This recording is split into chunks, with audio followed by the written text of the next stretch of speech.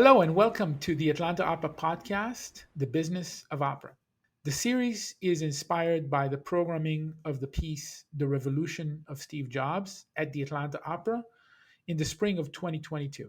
In preparation for the premiere of the show in Austin, Kansas City, and in Atlanta, we will have a series of interviews with business leaders, opera impresarios, artists, and strategic thinkers, as well as creative minds who will focus on two themes. Number one, the business of opera and the role of leadership in this business. And number two, the very controversial and mysterious character of Steve Jobs and the opera written about him. I'm here today with an amazing professor from Harvard Business School, Professor Rohit Deshpande. And just a little bit of background about him before we start our conversation. During my time at the Program of Leadership Development, the executive program at Harvard Business School, uh, Professor Deshpande was one of the star professors and gave some unforgettable classes in marketing, and one class that I'll never forget about ethics in business that really influenced a lot of my cohorts, including myself, and the way we think about business. Uh, Professor Deshpande is teaching now at another program at Harvard Business School, the Advanced Management Program with Professor Michael Tushman, and is also a board member of ART in Boston, and is, in addition to many other things that he's doing, he's leading a course of arts and cultural entrepreneurship. He's a lover of arts, he's a lover of classical music, he's a lover of theater, and he is a professor of business. So I look forward to speaking with him. Welcome, Professor Deshpande. Thank you, Tomer. It's a pleasure. It's always a pleasure to talk with you. And it's a pleasure and an honor and a privilege to be with you in this particular context. Thank you. Let's start with the obvious question. We live in strange, ridiculous times. As we record this, we're in October of 2021. What is it, 18 months, maybe even 20 months now after the pandemic started? Um, how have you been?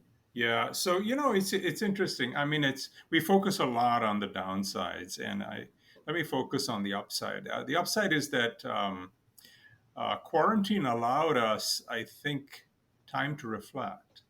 We live such crazy lives. I mean, you understand this better than most of us do with your life, juggling so many things, and then forced not to juggle and to put the juggling balls down and actually to think about yourself and your life and your identity and your family and your children.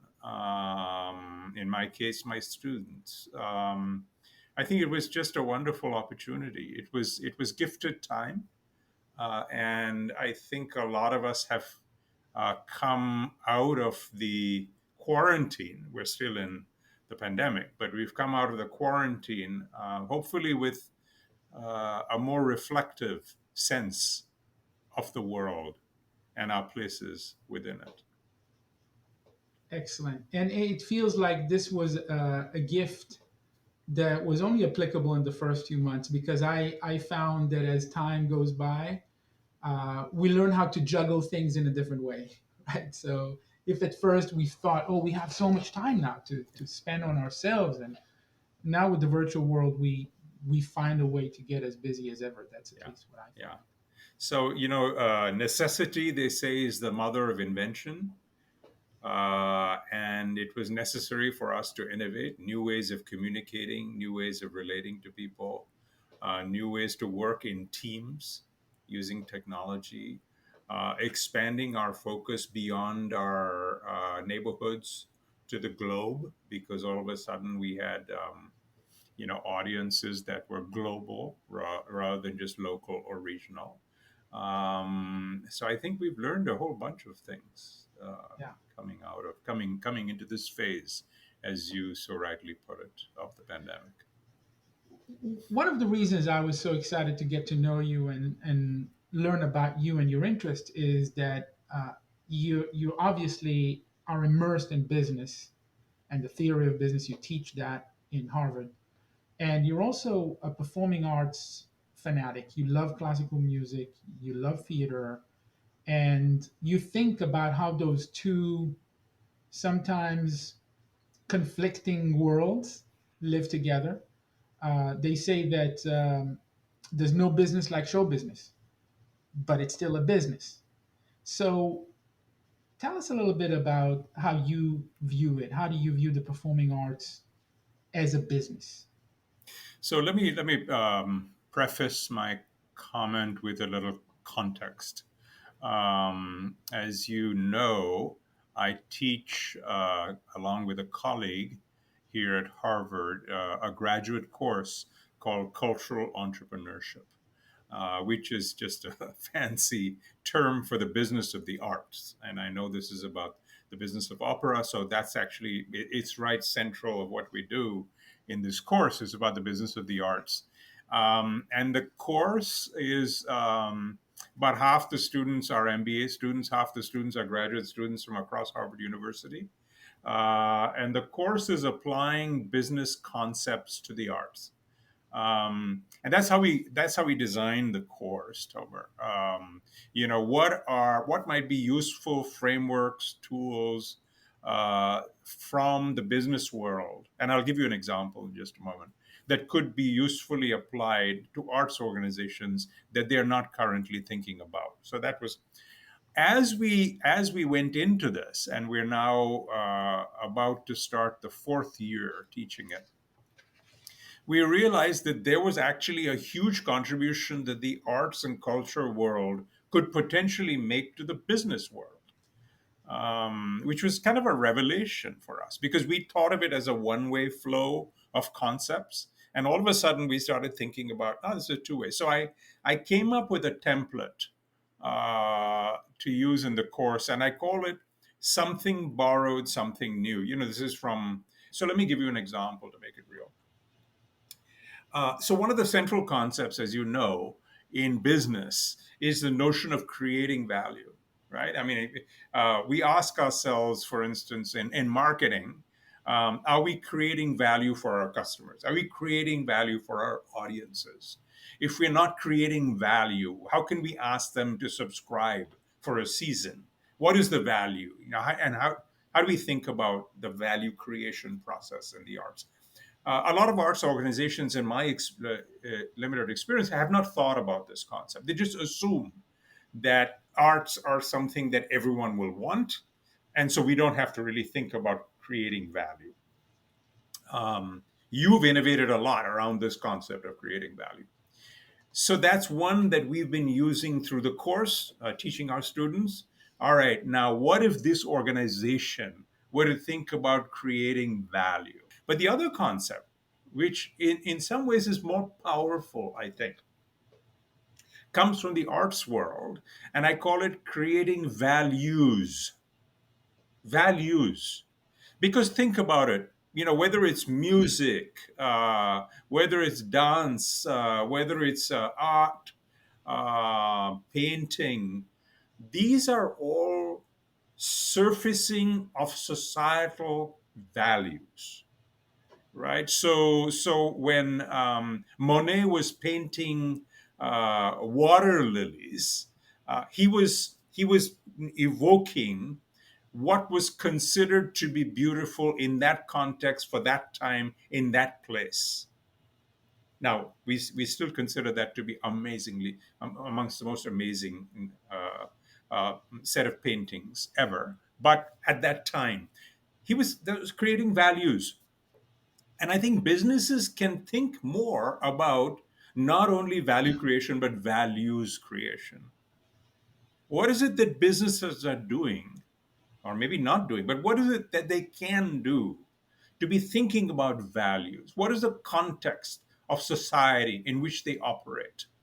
So that's an example of a concept. And we have many such ideas through the course that we talk about. Well, I think that's really, you're hitting it on the head with value and values, because for profit are focused on profits. Like the value is pretty simple. It's like there's expenses, there's revenue. Let's maximize the revenue. So they don't often think about values beyond that. And I think there's a lot of examples right now, from privacy to how do you make sure that information is correct.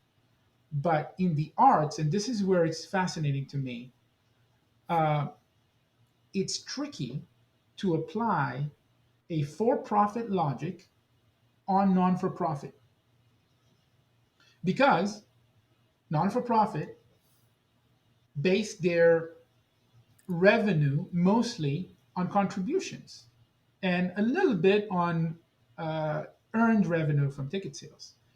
And so in the business world, that makes no sense. I mean, one of the things I remember from my time in Harvard is my colleagues, my cohorts going, "What do you mean your ticket sales are only 30% of your income? That doesn't make any sense." And so, how do you, as a professor of business, bring those two together? How do you reconcile the for profit logic with non for profit? We can either separate the worlds and say there's for profit, not for profit. To me, that's a tax status issue.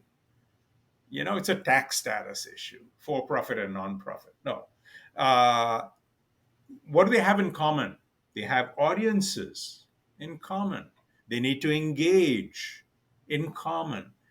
They need to move from transactions to relationships in common. So I think it profits us, it benefits us if we think more about the commonalities rather than differences. The question that I have to you is, when you think about arts organizations, it's already difficult to figure out the financial situation and to focus on the financial situation to make it sustainable. You mentioned that all that we are talking about, from creating value in podcasts to digital streaming, for example, is new right now.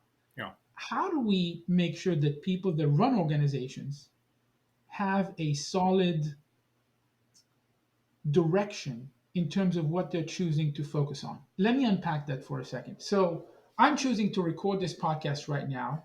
I have a crew of folks that are working on it, and we're choosing to spend resources on that. How do we know that this is the right thing to do? There are many, many people in my position running arts organization asking themselves the same question. Should we focus on analog? Should we just focus on live performances, which is what we've always done? Or should we create value in other ways?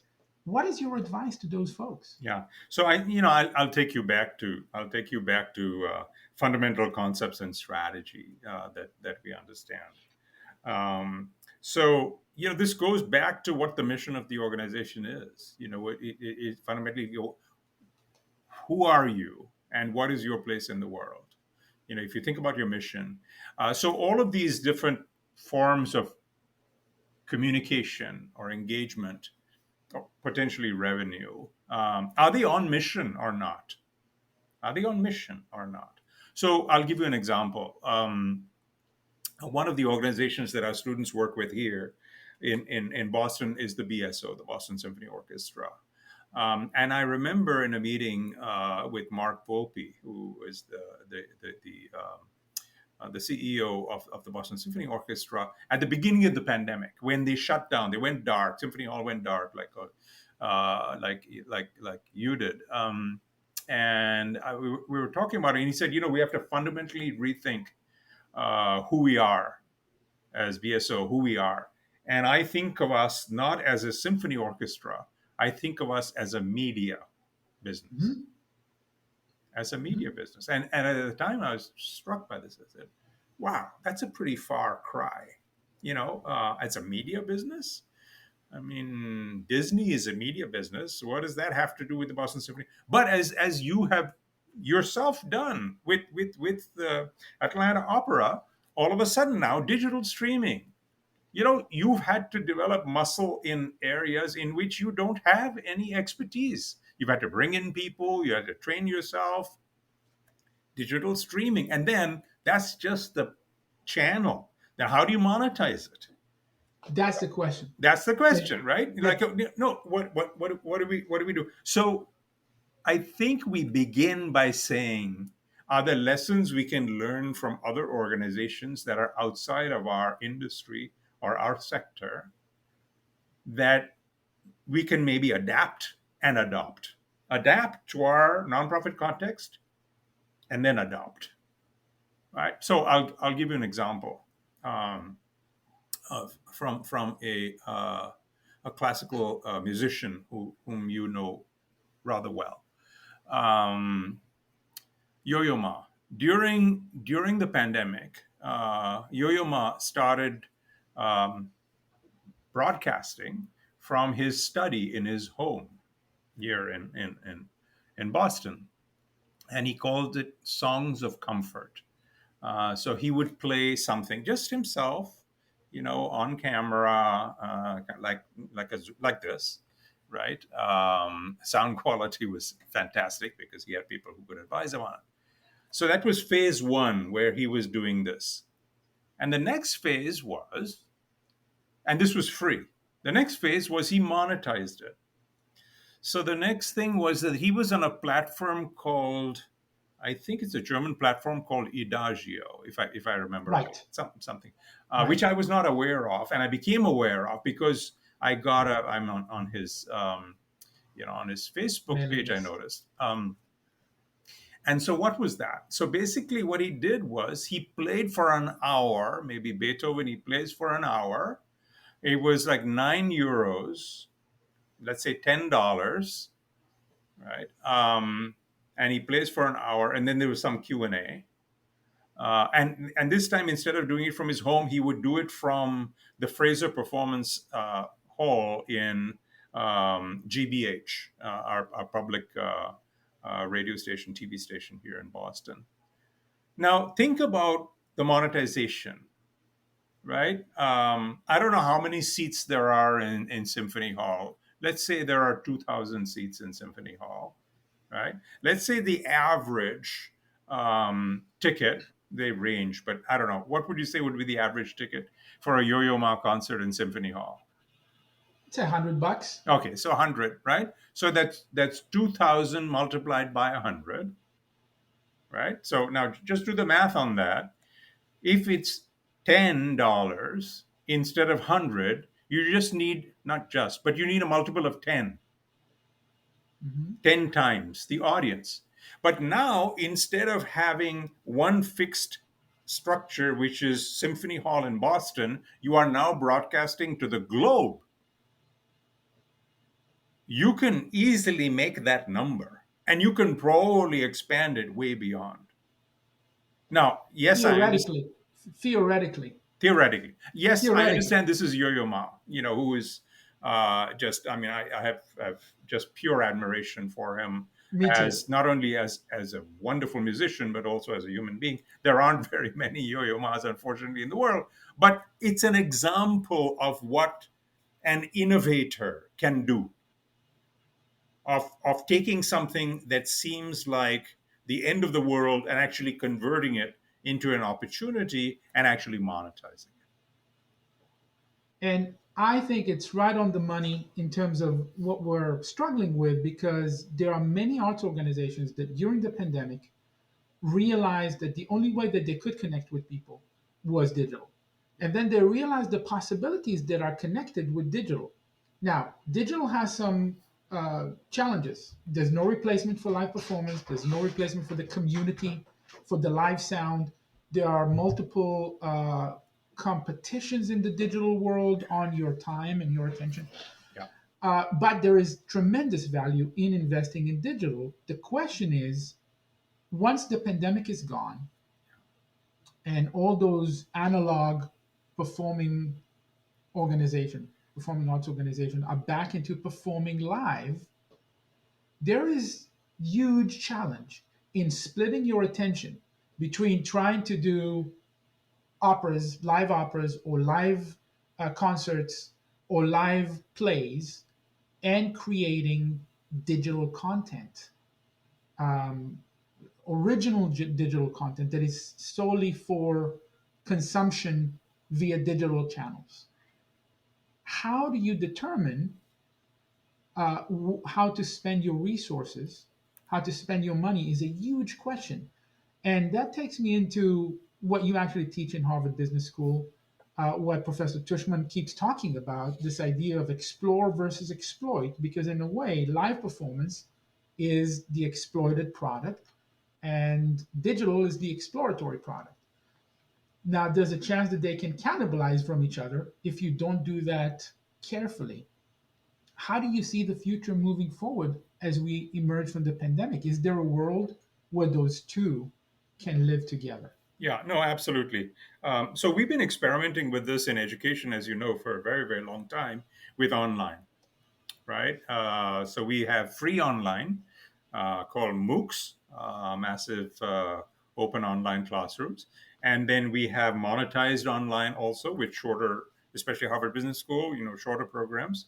And we've been very careful to actually avoid cannibalization by targeting carefully which audiences we are communicating with and the nature of the product itself. Okay. What it's also made us do, and much more so now during the pandemic than pre-pandemic, although we were already experimenting with online pre-pandemic, was made us really think about what is the value that we create in the classroom that we cannot create online. What is it? So I'll give you just one example of that. And we've been thinking. You mentioned that I'm on the advisory board of the American Repertory Theater. We've been thinking a lot about this at the ART.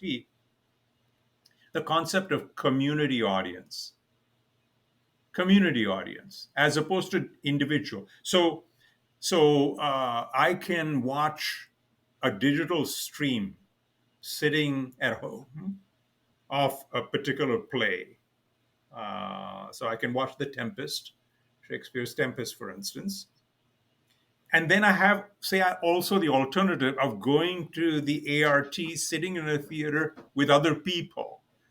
There is no comparison between those experiences. One is an individualized experience, and the other is a community shared experience. It's like watching Netflix by yourself versus going into a cinema theater, to use the film example. Those are two completely different. And because they're completely different experiences, two things fall out from that. One is monetization. That is, the pricing should be different because the experiences are different. And the second thing that falls out is you need to segment your audience. There's a certain audience that likes the comfort and safety and security of their home and having all of the freedom of choice of all of these offerings. And there's another audience that says, you know what? There's nothing that can replace live theater or live opera. I want to be in there. That experience moves me in a way that watching something on a computer screen will never move me. Those are different audiences. Now, I want to add one little piece in here, which is thinking about the technology. We're thinking about this as a dissemination channel.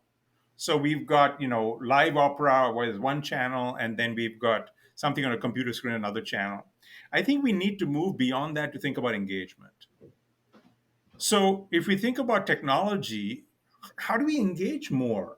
And I realize this requires resources, but this is the future. We need to think about virtual. We need to think about augmented reality. We need to think about 3D ways of actually showing the performance.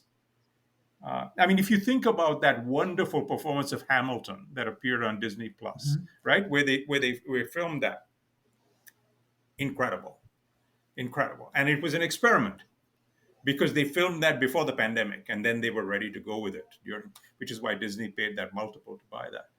Uh, Now, think about if they had actually done that with virtual reality, augmented reality, where the viewer has the ability to actually control how they view the actor or actors. They can go around, they can go to the back, they can go to the front. Those are things you can't do sitting in the theater. In a sense, it's what we call breaking the fourth wall. It's breaking the fourth wall. It's allowing the audience to come in and see what you've done. It's like you're bored going behind the scenes and actually seeing the set before the opera begins. So they can actually, Mhm. you've actually broken the fourth wall. with that group of people that you lead on that tour? What if technology allowed you to do that? So that's technology. And then it turns out that there's a certain audience that actually wants to do that. They tend to be younger audiences, they tend to be millennials that are much more interested in breaking that wall. Absolutely. Yeah. We talked so much about the challenges in this new world, the post corona world, and how to make the performing arts sustainable and innovative.